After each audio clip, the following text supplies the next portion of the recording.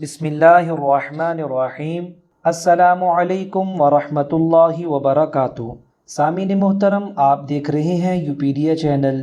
ہم آپ کو اپنے چینل پر خوش آمدید کہتے ہیں اور اللہ تعالیٰ سے دعا کرتے ہیں، اے اللہ ہمارے تمام سامعین کو بہترین جزائے خیر عطا فرما، اور ہمارے تمام ناظرین اگر کسی پریشانی میں مبتلا ہیں، اے اللہ اپنی قدرت کے ساتھ ان تمام پریشانیوں کو ختم فرما۔ سامعین محترم، اس جہان میں، اس دنیا میں دو طرح کے لوگ ہیں۔ ایک وہ جنہوں نے دنیا اور دنیا کی زندگی کو اپنا مقصد اصلی بنایا ہوا ہے اور رزق کے پیچھے اس انداز میں لگے ہوئے ہیں، نہ انہیں حلال کا پتہ ہے نہ انہیں حرام کا پتہ ہے، نہ انہیں جائز کا پتہ ہے نہ انہیں ناجائز کا پتہ ہے، نہ انہیں پاکی کا پتہ ہے نہ انہیں ناپاکی کا پتہ ہے، بلکہ ان کے ذہن میں، تصورات میں، تخیلات میں، خواہشات میں، تمناؤں میں، آرزوؤں میں دنیا ہی دنیا ہے۔ انہیں بس مال چاہیے، پیسہ چاہیے، چاہے وہ کسی بھی راستے سے آتا ہو۔ یہ انسان چاہے مسلم ہو یا کافر ہو، یہ انتہائی برا انسان ہے، جس کی دنیاوی زندگی بھی ڈسٹرب ہے اور اخروی زندگی بھی اس کی ڈسٹرب ہوگی۔ دوسرا انسان وہ ہے جو پیسے کو ضرورت سمجھتے ہوئے، اللہ تعالیٰ کے حکم کو پورا کرتے ہوئے، اللہ تعالیٰ کو خالق حقیقی سمجھتے ہوئے اللہ سے مانگتا ہے، اس کے لیے تگ و دو کرتا ہے، اس کے لیے ایفرٹ کرتا ہے، اپنے ذہن کو، اپنی صلاحیتوں کو، اپنے علم کو، اپنے ہنر کو، اپنی چیزوں کو استعمال میں لاتا ہے اور اپنے ہاتھ کی کمائی اپنے بچوں تک پہنچاتا ہے۔ یہ انسان بڑا ہی خوبصورت انسان ہے، تقوی طہارت کے اعتبار سے اور ایمان کے اعتبار سے۔ بلکہ ایک حدیث میں تو رسول پاک صلی اللہ علیہ وسلم نے ارشاد فرمایا، ایسا انسان اللہ تعالیٰ کا دوست ہے۔ آپ نے ارشاد فرمایا، الکاسب حبیب اللہ، کہ رزق حلال کمانے والا اللہ کا دوست ہے۔ سامعین محترم، ایک شاعر نے بڑا ہی خوبصورت کلام لکھا، ان کا تعلق اللہ تعالیٰ کے ساتھ روحانی تھا۔ کہنے لگے، عطار ہو، رومی ہو، رازی ہو یا غزالی، یعنی حضرت عطار، حضرت علامہ رومی، حضرت علامہ رازی اور حضرت امام غزالی، ان چار کا نام لے کے کہنے لگا، عطار ہو، رومی ہو، رازی ہو یا غزالی، کچھ ہاتھ نہیں آتا بے آہ سحر گاہی، اے طائر لاہوتی، اس رزق سے موت اچھی جس رزق سے آتی ہو پرواز میں کوتاہی، دارا و سکندر سے وہ مرد فقیر اولا ہو جس کی فقیری میں بوئے اسد اللہ، آئین جواں مرداں حق گوئی و بے باکی، اللہ کے شیروں کو آتی نہیں روباہی۔ یعنی اس خوبصورت کلام میں اس نے کہا کہ اے طائر لاہوتی، اس رزق سے موت اچھی جس رزق سے آتی ہو پرواز میں کوتاہی، کہ بھلا وہ بھی مال کوئی مال ہے جس کو حاصل کرنے میں اور کمانے میں انسان اللہ ہی کو بھول جائے؟ بھلا وہ بھی شہرت کوئی شہرت ہے جس کو کمانے کے اندر انسان اللہ سے دور ہو جائے؟ بھلا وہ بھی عزت کوئی عزت ہے جس کو پانے کے لیے انسان اللہ کی نظروں میں ذلیل ہو جائے؟ بھلا وہ بھی زندگی کوئی زندگی ہے جس کو حاصل کرنے کے لیے انسان اللہ کی نگاہوں میں نیچا ہو جائے؟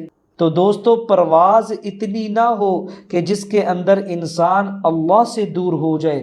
ہاں، اگر انسان اللہ کے قریب ہے اور دنیا کما رہا ہے، اللہ کو نہیں بھول رہا، تو پھر یہ انسان قابل ملامت نہیں ہے، یہ انسان برا بھی نہیں ہے، چاہے پورے 7 بر اعظم پہ اس کی حکومت اور سلطنت پھیل جائے، تب بھی یہ انسان برا نہیں ہے۔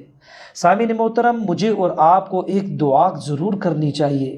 بڑے یہ فرماتے ہیں کہ اللہ سے یہ دعا مانگا کریں، اے اللہ دنیا میرے ہاتھ میں دینا، میرے دل میں نہ دینا، اور اے اللہ ایمان میرے دل میں اتارنا، میرے ہاتھوں میں نہ دینا۔ یعنی دنیا کا تعلق صرف ہاتھ تک ہو، ادھر سے آئی ادھر خرچ کر دی، اور ایمان انسان کی دل کی گہرائیوں میں اترا ہوا ہو، یعنی ایمان انسان کے اندر پیوست ہو، تو پھر انسان کو کوئی بھی چیز نقصان نہیں پہنچا سکتی۔ تو سامعین محترم، ہم سب سے پہلے اپنا تعلق اللہ تعالیٰ سے بنائیں، اللہ تعالیٰ کی معرفت کو، پہچان کو، کبریائی کو، بزرگی کو، عظمت کو، بلندیوں کو اور اللہ کی محبت کو، اطاعت کو، فرما برداری کو ہم اپنے دل کے اندر بٹھائیں۔ کوشش کریں کہ ہمارا مقصد اصلی کیا ہے۔ اللہ تعالیٰ سورۃ الذاریات پارہ نمبر 27 میں ارشاد فرماتے ہیں وَمَا خَلَقْتُ الْجِنَّ وَالْإِنسَ إِلَّا لِيَعْبُدُونَ، میں نے جنوں کو اور انسانوں کو صرف اور صرف اپنی بندگی کے لیے پیدا کیا ہے۔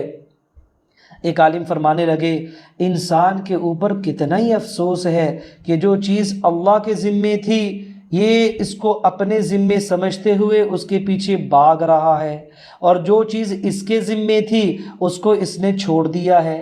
اللہ کے ذمے کیا تھا؟ پوری کائنات کا رزق اللہ کے ذمے تھا، انسان اس کے پیچھے بھاگ رہا ہے۔ انسان کے ذمے اللہ کی اطاعت اور عبادت تھی، اس سے انسان پیچھے ہٹ چکا ہے اور کمزور ہو چکا ہے۔ تو سامعین محترم، میری آپ سے گزارش ہے، التماس ہے، دردمندانہ اپیل ہے، آپ سے میری التجا ہے، ہم سارے ہی اللہ تعالیٰ سے رزق حلال مانگا کریں، پھر اس کو اپنی دعاؤں میں شامل کریں، اللہ تعالیٰ سے وافر مقدار میں رزق مانگا کریں۔ حضور پاک صلی اللہ علیہ وسلم اللہ سے مانگا کرتے تھے اللہم ارزقنی رزقا حلالا طیبا، اے اللہ مجھے پاکیزہ اور بابرکت رزق عطا فرما۔ تو آج جو وظیفہ میں لے کر آپ لوگوں کے سامنے حاضر ہوا ہوں، آپ نے کرنا یہ ہے کہ آپ نے 3 لہسن 3 عدد لینے ہیں، یعنی کہ لہسن کے 3 پیس لینے ہیں۔ آپ نے فجر کی نماز کے بعد ہر ایک پیس پہ اللہ تعالیٰ کے قرآن پاک کی یہ آیت پڑھنی ہے۔ آیت کون سی ہے؟ پارہ نمبر 21 سورۃ العنکبوت، آیت نمبر 62، اللہ یبسط الرزق لمن یشاء من عبادہ ویقدر لہ ان اللہ بکل شیء علیم۔ سامعین محترم، آپ نے ایک ایک پیس پہ فجر کی نماز کے بعد 11 دفعہ یہ آیت پڑھنی ہے، اور ان تینوں پیسوں کو آپ نے فریج میں سنبھال کے رکھ دینا ہے۔ روزانہ جو آپ سبزی پکائیں گے، ہنڈی پکائیں گے، یہ ثابت لہسن اس کے اندر ڈال دینا ہے، اور آپ تمام گھر والوں نے مل کے اس سالن کو استعمال کرنا ہے۔ انشاءاللہ رزق حلال کی برکت سے جو دم آپ نے اس لہسن پہ کیا ہے اس کی تاثیر اور اثر پورے سالن میں، رزق میں پھیل جائے گی۔ جب وہ آپ کا جزو بدن بنے گا تو حلال کا لقمہ آپ کے پیٹ میں جائے گا انشاءاللہ۔ پھر اللہ سے آپ کروڑوں روپیہ بھی مانگیں گے، اللہ تعالیٰ اپنے غیب کے خزانوں سے آپ کو عطا کریں گے، آپ اس کا تصور بھی نہیں کر سکیں گے۔ تو آپ سے گزارش ہی ہے اس کو ضرور آزما کر دیکھیں۔ ویڈیو اچھی لگی ہو اس کو لائک بھی کر دیں، آگے شیئر بھی کر دیں۔ اپنا خیال رکھیں۔ السلام علیکم ورحمۃ اللہ وبرکاتہ۔